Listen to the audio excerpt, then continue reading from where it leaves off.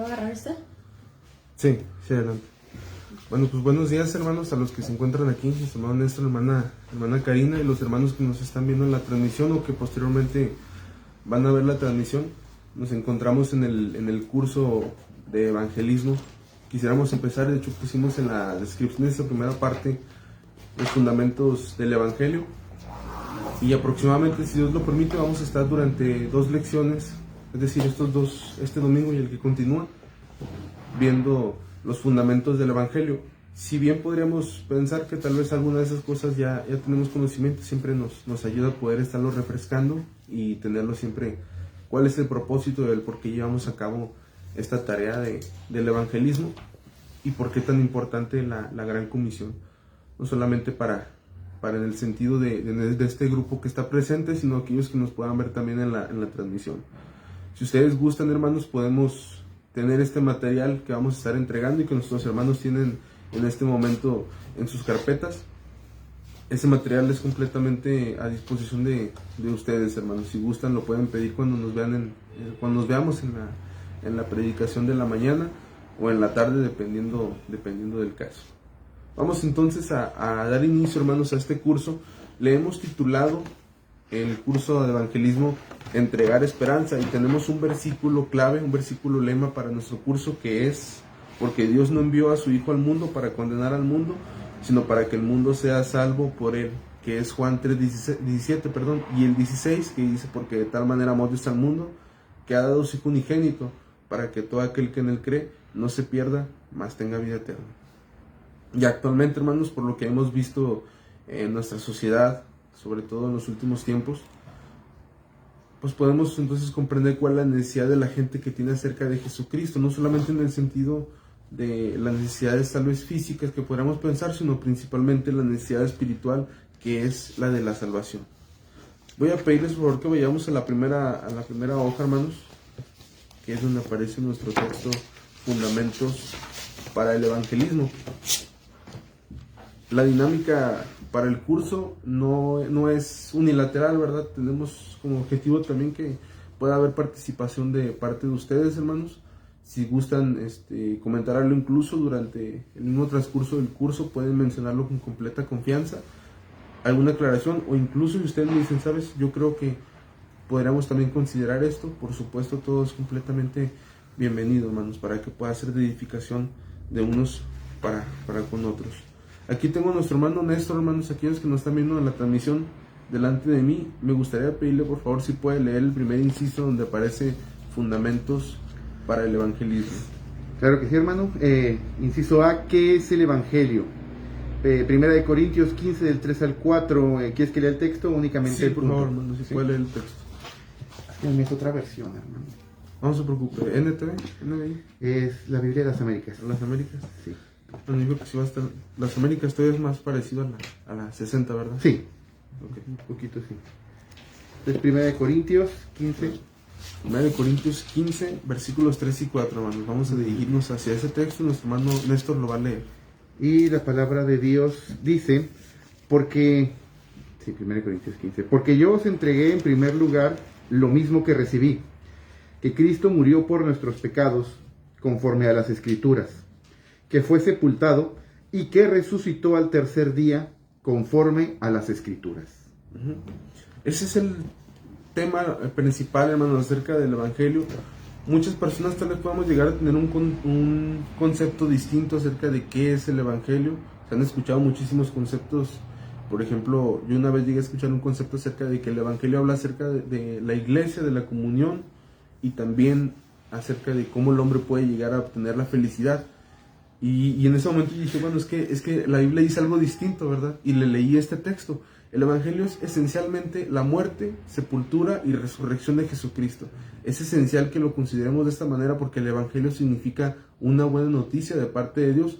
La palabra es una buena noticia de parte de Dios para con todas las personas, que Cristo vino a este mundo, llevó una vida completamente perfecta, sin pecado, cumplió con los mandamientos de Dios al pie de la letra, con el propósito de entregarse a sus 33 años en la cruz, donde sufrió el castigo de Dios del pecado sobre de él, para que nosotros, dice la Biblia, fuésemos hechos justicia de Dios en él.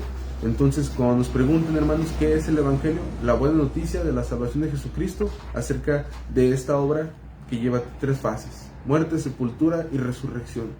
No podemos hablar de algo distinto en ese sentido. Dice nuestro texto, el Evangelio es el cumplimiento de las profecías acerca del Mesías, el Cristo, el escogido de Dios, que habría de venir para traer salvación a los seres humanos. Y en nuestro contenido tenemos algunas de esas profecías que vienen en Isaías, hermanos.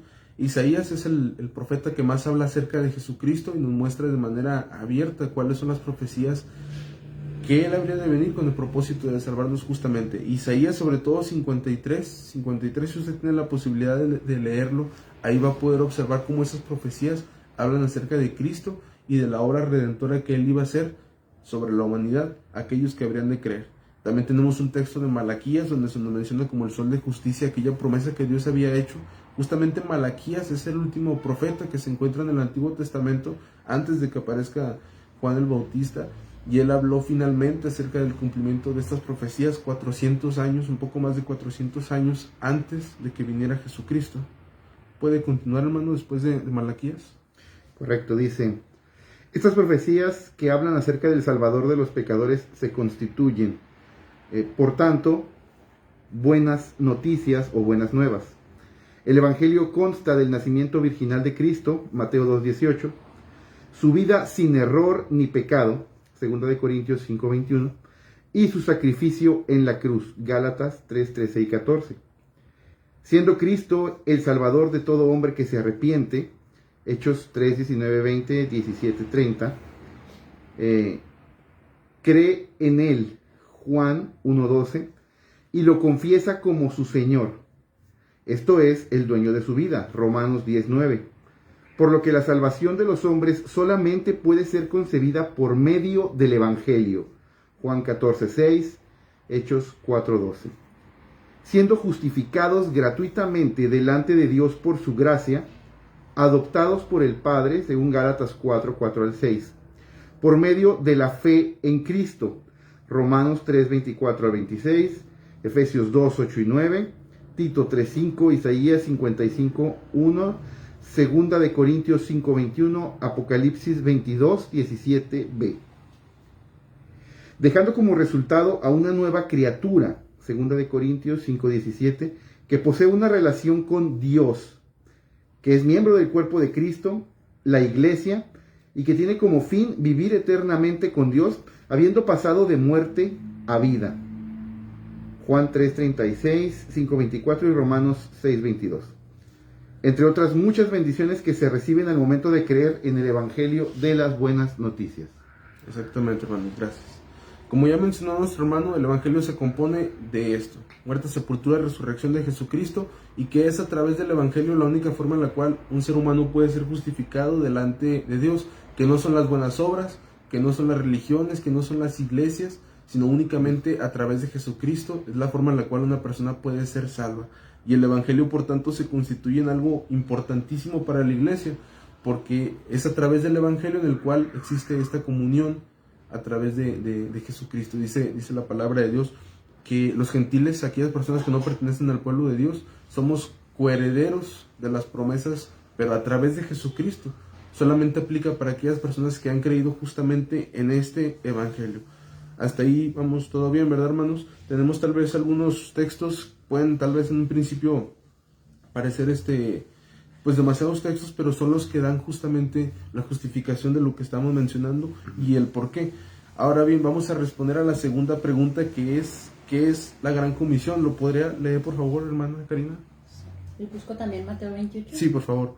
En la Gran Comisión, hermanos, vamos a buscar, aunque hay 3 textos que nos hablan de manera...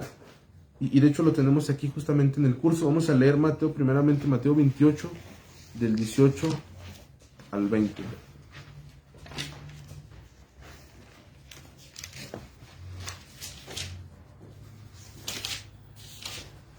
Dice, ¿qué es la Gran Comisión? Mateo 28, del 18 al 20.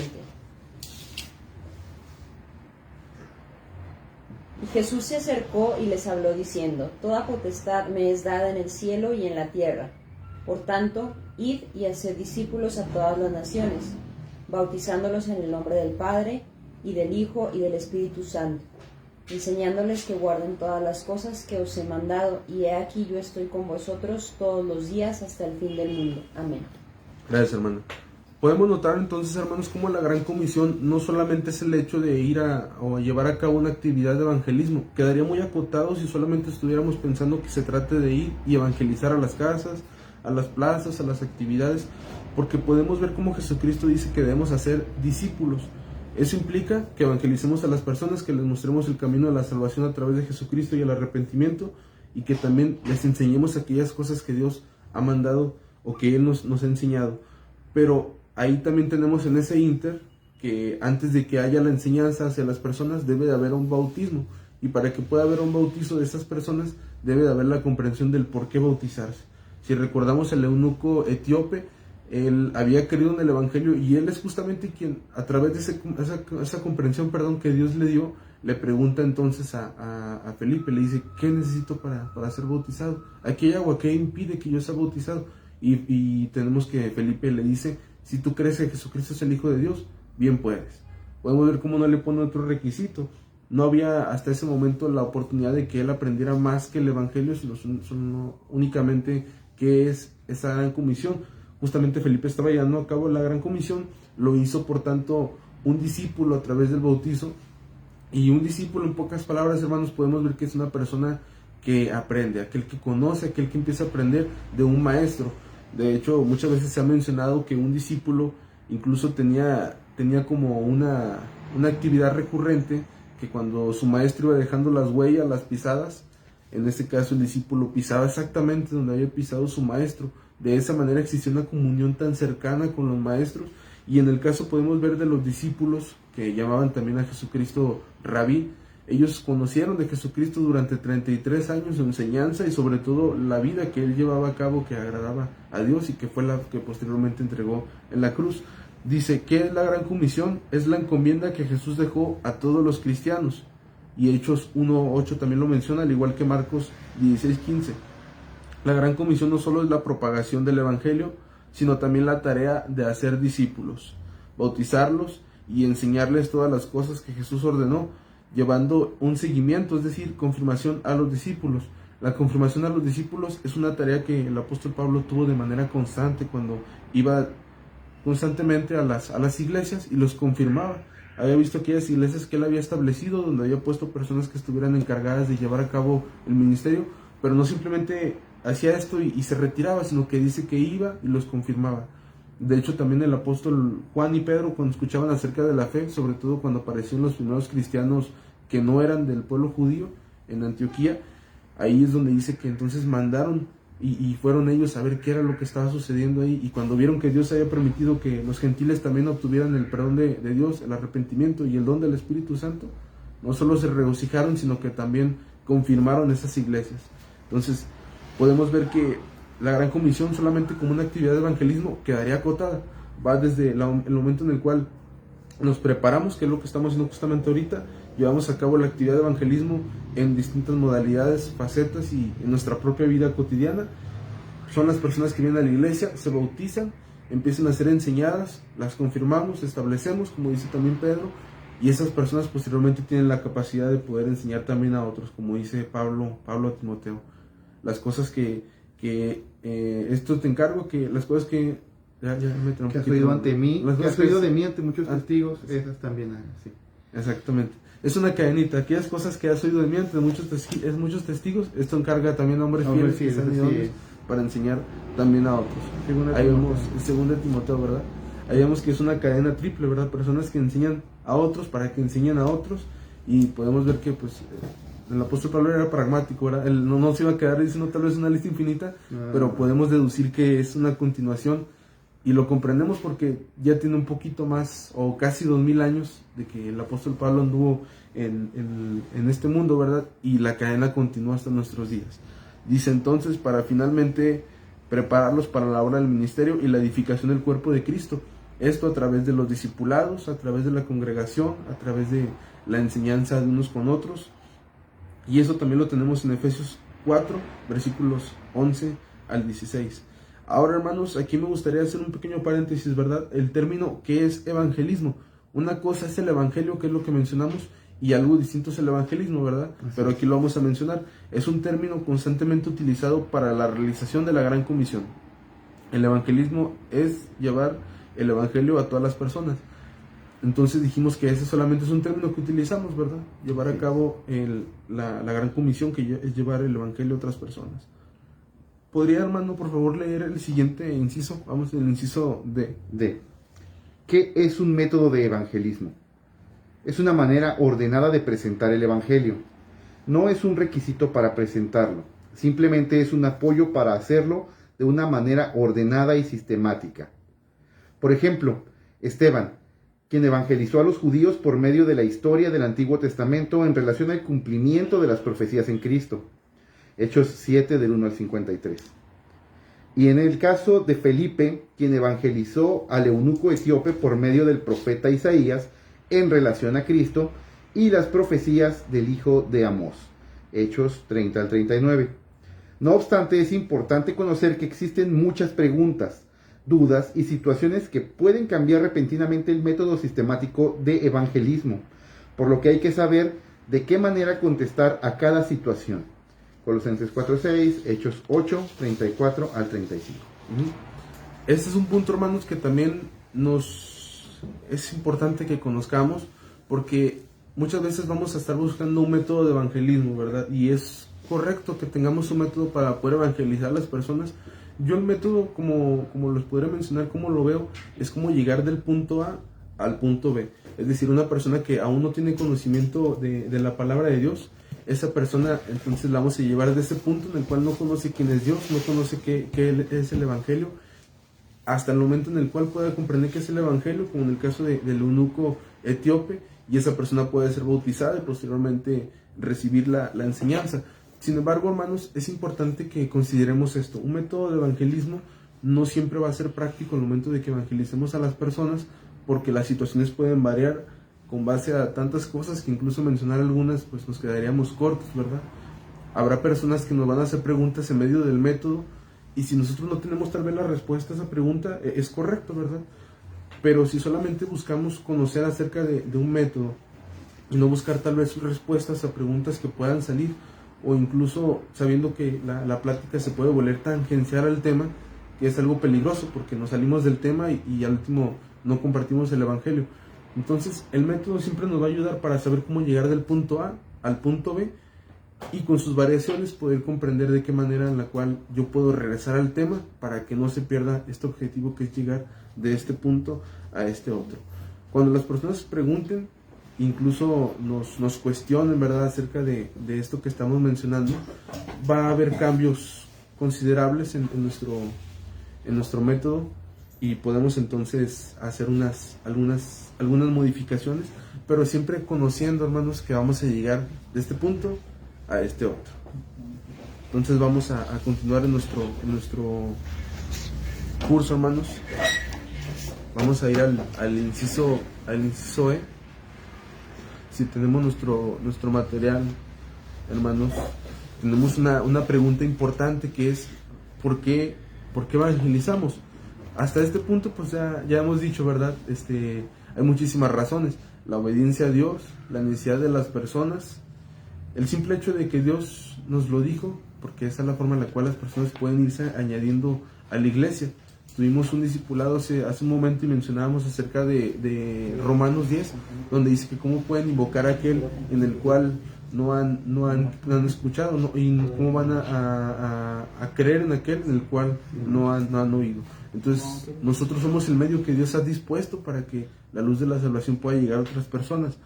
Pero vamos a responder justamente a esa pregunta, hermana. ¿Podría leer el inciso E de la página 4? Sí. Por favor. Nuestra hermana Irma va a leer el inciso E. Eso es en la página 3, ¿verdad? Sí, página 3. Sí, ¿verdad? Inciso E. El primero. Muy bien. Dice, ¿por qué evangelizamos? Mateo 28, 18 al 20. Marcos 16, 15. Porque es un mandato del Señor Jesús para todos los cristianos. Jesús tiene toda la potestad, poder, sobre todo en el cielo y en la tierra. por lo que dentro de su soberanía Él ha encomendado a todos los cristianos a llevar a cabo. 1 Corintios 9, 16, 17. El cumplir con este mandato es una obediencia que es recompensada por el Señor. No obstante, el desobedecerlo se constituye una falta delante de Dios. Proverbios 24, 11 y 12. El Evangelio realmente es una buena noticia, por lo que como cristianos deberíamos desear presentarlo a las personas. Recordemos las palabras de Pablo, Romanos 1, 14 al 17. Bueno, aquí tenemos varios textos, hermanos. Uno nos recuerda la gran comisión, meramente como la obediencia al mandato de parte de Jesucristo acerca de que debemos llevar el Evangelio a todas las criaturas. Si recordamos, y de hecho de esa manera concluimos en la segunda parte de nuestra lección, que es el próximo domingo, cuando el sembrador salió a sembrar, no se puso tal vez a ver cuál semilla sí y cuál no, ¿verdad? Le mencionaba, por ejemplo, a uno de los jóvenes, que él no estuvo como cuando uno está separando los frijolitos, ¿verdad? Que tal vez vea unos que sí y unos que no. Dice que él esparce la semilla de manera indiscriminada, a sabiendas de que no toda va a producir fruto, pero que su responsabilidad como sembrador es sembrar la semilla. Y pone este ejemplo el Señor Jesús, que nosotros debemos sembrar la semilla, y si nos vamos a las matemáticas, pues solamente habría probabilidad tal vez de que el 25% de esa semilla podría producir fruto, pero nosotros somos responsables de llevar a cabo la tarea, y el resultado es algo que Dios lleva a cabo con cada persona de manera particular. Sin embargo, aquí podemos ver, hermanos, que el apóstol Pablo siempre tuvo esto presente. Él decía que ¿va a comentar, hermana? Para interrumpirte. Sí, bueno, Sí. como usted gusta, ¿no? Sí. Sí. Bueno, el apóstol Pablo mencionaba acerca de que él tenía la responsabilidad de compartir el evangelio, y él decía, debo de llevar a cabo esta responsabilidad, y aún si no quisiera, si no lo hiciera de buena gana, de todos modos la encomienda, o de todos modos la gran comisión, sí, me ha sido encomendada, la tarea me ha sido encomendada y debo de cumplirla. Tal vez podamos pensar, bueno, si Dios constituyó personas que sean evangelistas, tal vez lo que podríamos deducir es que ellos son los que lleven a cabo la obra del evangelismo y solamente. Sin embargo, es una tarea para todos los cristianos. Es cierto que Dios ha constituido evangelistas, que son personas que comúnmente suelen ser aquellos que forman parte de las misiones, o aquellas personas que se pueden involucrar tal vez en el liderazgo de distintas iglesias o apoyar en las actividades, pero todos como cristianos somos responsables de llevar a cabo la gran comisión. Por eso nos menciona también Salomón en uno de los proverbios, que dice que nosotros debemos ser responsables, y cómo no podemos decir, o sea, de aquellas personas que están en peligro de muerte, cómo podríamos decir que no lo sabíamos. Y se salva a los que están en peligro de muerte, rescata a los que están en peligro de muerte. Y también el apóstol Pablo, como dice en Romanos, que él era deudor a todas las personas, dice a griegos, a no griegos, a todas las personas que se encuentran en el territorio donde él se encontraba. Él era responsable de compartirles el evangelio, y no solamente era responsable, sino que también él decía que era un deudor a ellos a través del evangelio. ¿Iba a comentar, hermana? Sí, bueno, aquí dice, ¿por qué evangelizamos? No sé, te pregunto si podríamos añadir también, porque dice aquí, porque es un mandato, bueno, sí está escrito como un mandato, pero también puede ser por amor. Exactamente. Sí, O sea, por amor a Dios primeramente, y por amor a Dios y a las personas. Sí, exactamente. Como dice la hermana, la obediencia también se manifiesta a través del amor que tenemos a Dios. Tal vez como decía el apóstol Pablo, algunos predicaban a Cristo por contienda o por vanagloria, pero dice, pero algunos sí presentan el evangelio de todo corazón, lo hacen realmente por una intención correcta. Era lamentable, ¿verdad?, que se utilizara el evangelio como una situación para hacer contienda o para vanagloria. Sin embargo, como dice la hermana, el amor que tenemos a Dios también se manifiesta en la obediencia, al cumplimiento a los mandatos, y en específico también es la gran comisión. Y cuánto más no a nuestro prójimo, sabiendo que nuestro prójimo, aquellas personas con las que tal vez compartimos el trabajo, con nuestra familia, con las que compartimos la sangre, exactamente, los vecinos, personas que tal vez solamente los conozcamos de nombre, ¿no? O incluso gente que no conozcamos, digo que solamente saludamos, ¿verdad? Si recordamos al Señor Jesús, cuando vio a las multitudes, dijo que tuvo compasión de ellas, porque las veía como ovejas dispersas. El Señor tiene conocimiento de todos, por supuesto, ¿verdad? pero nosotros no deberíamos de tener un pensamiento distinto en el sentido de la necesidad de la salvación. El amor, sin lugar a dudas, dice la palabra de Dios, que nos constriñe, y de esa manera nos lleva entonces a poder recordar que si Cristo murió por todos, ahora también nosotros debemos de vivir por Él, y para poder obedecerlo y para la necesidad de nuestro prójimo. Vamos a concluir, hermanos, con el inciso F. Me gustaría leerlo yo en este caso. Dice, ¿cómo debo evangelizar? Hechos 20, del 26 al 27. Vamos para allá, por favor, hermanos. Hechos 20, del 26 al 27.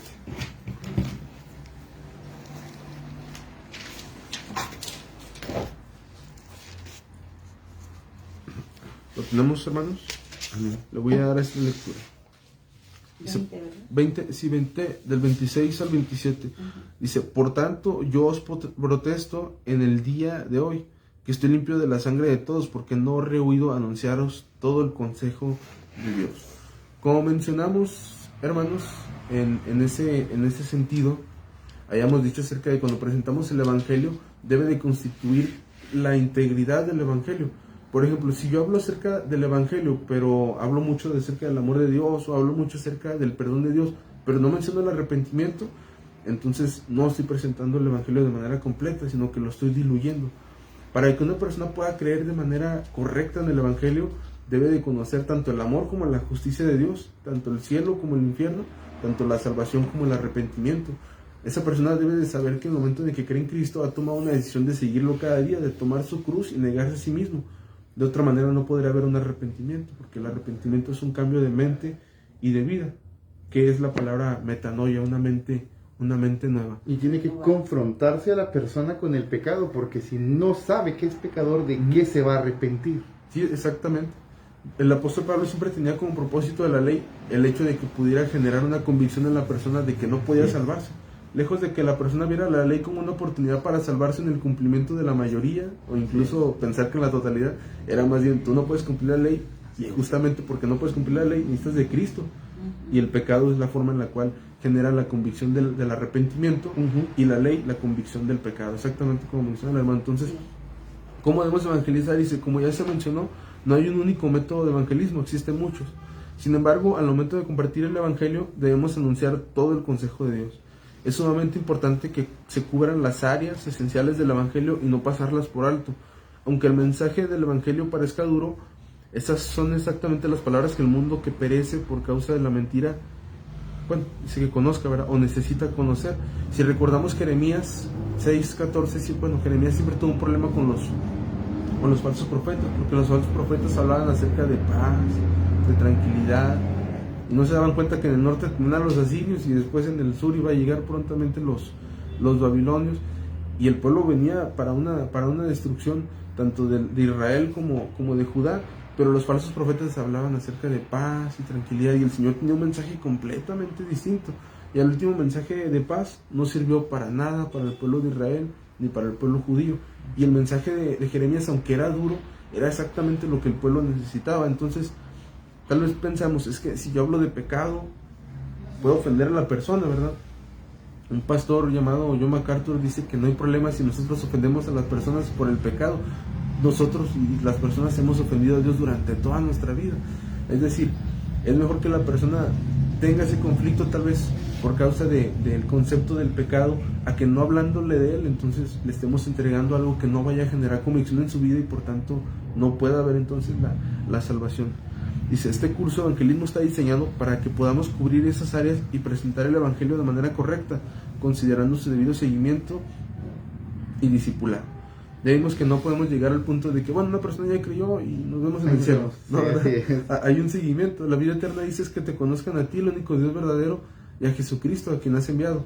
Y eso no se puede llevar a cabo sino solamente a través de la Biblia, de la comunión y por supuesto a través de una iglesia, a la cual cuando terminamos de evangelizar a las personas, les invitamos e incluso proporcionamos facilidades, ¿verdad?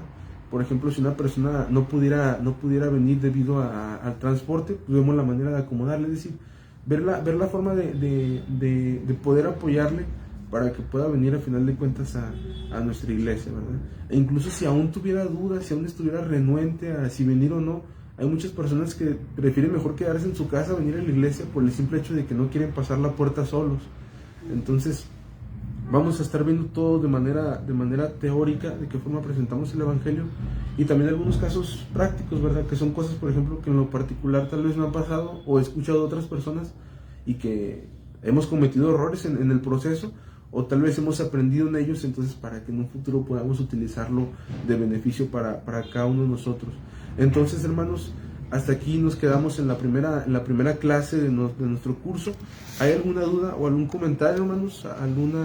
Cualquier cuestión que pueda existir? Nuestros hermanos que nos ven en la página también pueden compartir cualquier duda o comentario y que podamos de esta manera vernos beneficiados todos en ese sentido.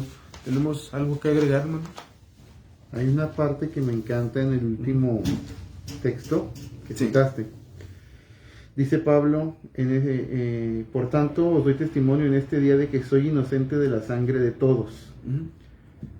Pablo está citando a Ezequiel, capítulo 3, versículos 15 me parece al 18, donde Dios le dice, si tú ves que tu hermano está mal, está en pecado, y no lo corriges, y lo dejas morir en pecado sin haberle corregido, su sangre demandaré de tu mano. En nuestra responsabilidad al momento de evangelizar es más que simplemente hablar, son almas lo que está en juego. ¿Sí? Si bien nosotros no podemos salvar, es como tú dijiste, la semilla se tiene que esparcir indiscriminadamente. A quien yo conozca, a quien yo vea, con quien yo tenga contacto, debo presentar las buenas nuevas de salvación, porque Dios sabe quién será salvo y quién no, sí, yo no. Yo tengo que llevarlo a todos. Exactamente. Así es. Y como menciona el hermano, es muy cierto. Hay un texto en Ezequiel justamente que dice que nosotros somos responsables de llevar el mensaje. Ya si la persona se convierte o no, es responsabilidad de la persona, pero nosotros sí debemos llevar el mensaje, y ahí sí, si no lo llevamos, sí se nos carga la responsabilidad de no haber tomado en cuenta nuestro, pues lo que debíamos hacer, exactamente, nuestra obediencia. Por tanto, ir a predicar el Evangelio a todas las naciones. Sí, exactamente, hermano. Entonces, como ya lo mencionamos, vamos a seguir viendo la próxima lección, o a menos que no haya algún duda o comentario. Nuestros hermanos que nos están viendo, hermanos, les vamos a facilitar el contenido. Si gustan, en el templo les vamos a facilitar el contenido, o si gustan que se los pasemos a través de WhatsApp o de Facebook, no pesa mucho el archivo. Incluso creo yo que podríamos subirlo a la página, ¿verdad? Para que esté ahí ya fijo, y nada más justificarlo, porque se me pasó, justificar el texto para que quede ya bien acomodado. Y nuestra hermana, nada más aquí me gustaría comentar, nuestra hermana Betty Muñoz nos pide para que estemos orando por su esposo, hermanos.